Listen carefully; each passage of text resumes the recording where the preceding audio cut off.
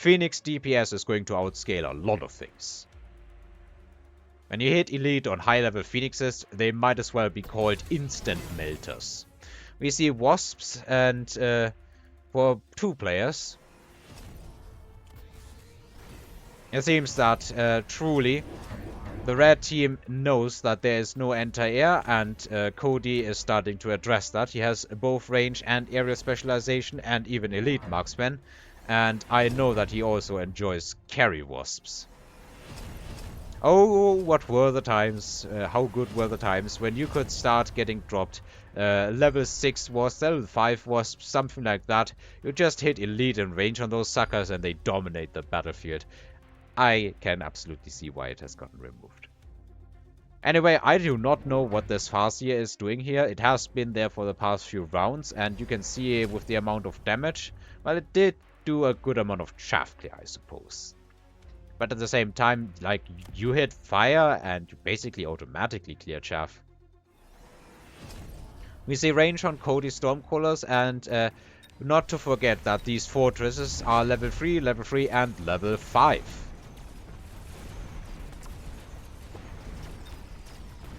Meanwhile, on the other side, this Vulcan is really scary, and these Wasps are really scary, but they have no upgrades, and Cody has mobile beaconed all of his Wasps in order to aid Salt Monkey.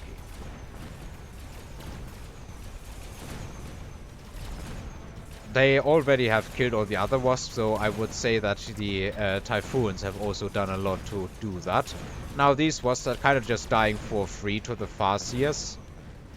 Well, the one Farseer, and the Phoenixes will be able to blink those down as well. All in all, not the big amount of help Cody probably envisioned. These marksmen have not been allowed levels, which means that they are actively being outscaled by the fortresses. The Stormcrawlers have done a great job of killing these marksmen off before they can get decent amounts of value. However, let's just repeat the same game as last time. Team Blue is completely out of anti-air, though they have won the ground war at least on one side, with forces that I would assume is much more than just sufficient to deal with this lone level 3 Vulcan.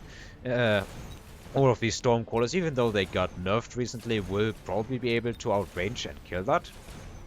It doesn't matter, the Phoenixes stay alive.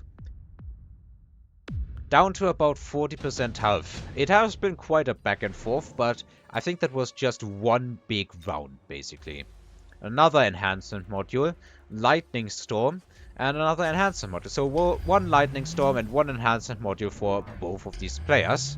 I am very much so unaware why in the universe we are seeing Quantum Reassembly before Elite Marksman here. But in the face of this storm, it actually makes sense. We now also see range on these Wasps. Yes, they were sticking a bit too far in front of all of this army, but still these Arclights and the Scorpions, of course, not to mention the Stormcrawlers and the Marksmen. Basically everything except the Steel Balls and the Typhoons outrange these Wasps, and of course the Chaff, but we have Vulcans here, Chaff doesn't matter. I'm also very much so unsure why in the universe we are seeing Ignite on these Vulcans. Talk about a Vulcan Phoenix player who's trying to throw. Anyway, let's check the more interesting side. This fortress is level 5, could very easily reach level 6. These Scorpions are going to be incredibly sad because they are outranged by 65 meters in the case of this fortress, 75 meters here, and 55 meters here. The Farseers are outranged. The Stormcrawlers are getting into the critical range, but also, I guess, with these Stormcrawlers shutting off the range and elite techs, there may be a chance here. At the same time, of course, this fortress also has 40,000 health per level on the shield.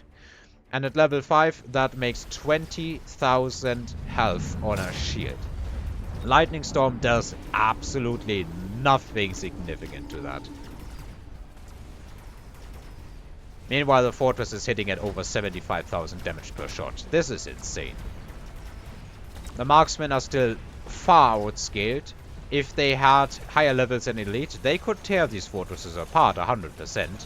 But at the same time, they are stuck plinking away at these fortresses as they are getting absolutely shredded by Stormcrawlers. It is truly tragic, in a sense. This fortress, despite being so long into the round, is only now getting broken through its shield. That does also mean that the MP from Stormcrawlers is finally hitting. And you can see that many small cuts will still whittle down the stone. Meanwhile, on the other side, Salt Monkey, with the help of the Wasps, has actually turned it around, and I guess the big help was the Vulcan Phoenix player, doing his best to absolutely throw the game in whichever way he can. There is some anti-air, but both the Stormcrawlers and the Marksmen have the same range, which means they are all getting AoE'd out of existence, basically. There's not enough AA left to deal with these Wasps, I believe. So this round goes to Codifly and Salt Monkey, heavily suppressing my urge to say Mualani here.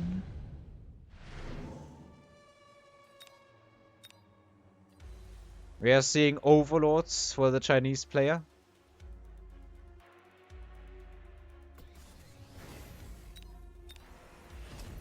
And Overlords for Philips. So Team 2, I guess, well, Team Red, let's call it that, is flying.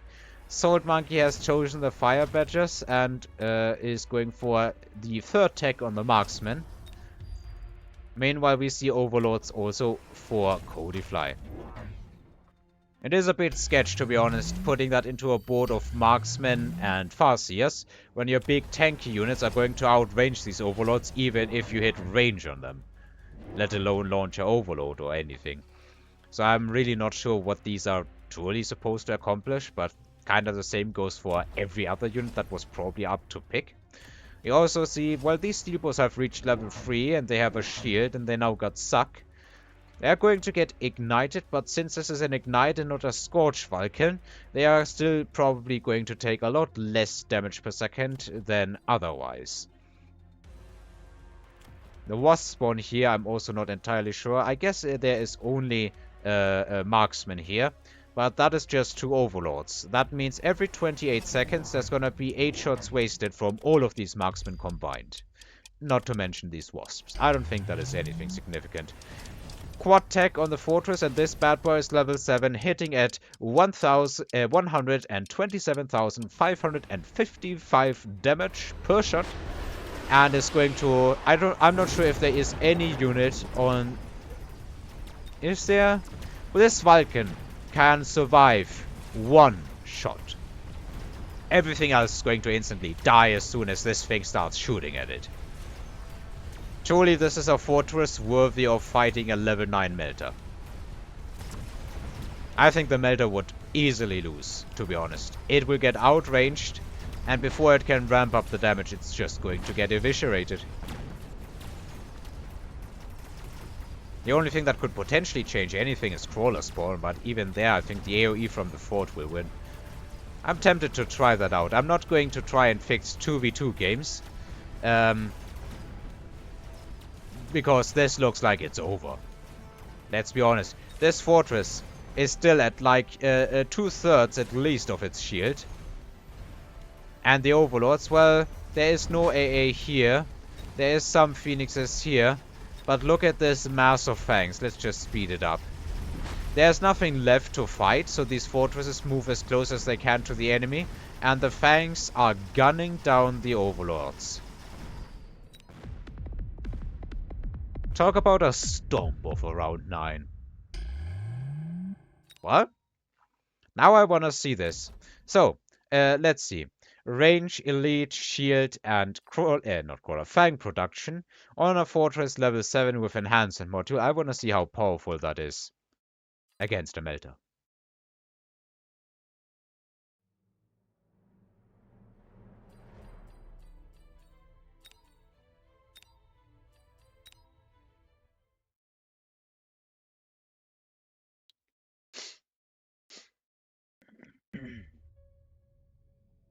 Alright, let's see. Let's throw the fortress down here. Upgrade it to a level, I think that was 8. No, that still looks like 5. It kind of overlaps. This is level 7. And then we go and hit a lot of supply. We get all of these techs. And then we switch sides. And here we are going to spawn a melter in. And we're going to upgrade this thing I was talking about level 9. Let's try that. Let's give ourselves a lot of supply. We definitely want these techs and EMP. And then I think I will adjust the techs normally. And turn that off and give it crawler spawn. And then we will just put these giants like in this position and see who wins. My money's on the fort actually. I think my money is on the fort and for good reason. Oh, hang on. I forgot the enhancement module. Sorry about that. And I didn't check the upgrades, but I don't think those are going to be all that significant, maybe. Well, we're going to upgrade to the highest levels. Enhancement module on this thing. I suppose, let's switch sides. Let's give this thing an item as well. And to make it fair, let's also give it an enhancement module. And then we upgrade the tower techs to the maximum. And same here. I guess it's also fair if we had temp, range, and speed. And let's see what happens. So this melter is clocking it at 170 meters. This fortress is clocking it at 190. I'm not even sure what in the universe this thing is shooting. That has to be a bug, right? Hang on. That is a weird bug. Let's see if this one repeats.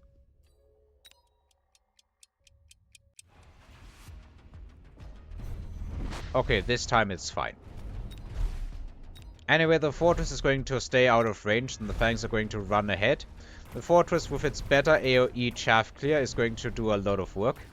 The melter does not have any way to deal with the shield of the fortress other than shooting it.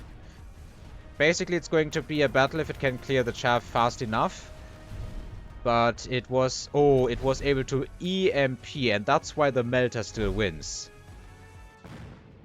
Well, that answers the question as to whether a level 9 fortress with elite can beat that kind of melter. And it was absolutely down to, well, a lucky EMP missile. That's all I can really say. It was down to a lucky EMP missile. Nothing else to say, honestly. If that EMP missile had not hit the fortress would have absolutely destroyed the smelter. Oh well. I hope you enjoyed this episode and had a lot of fun.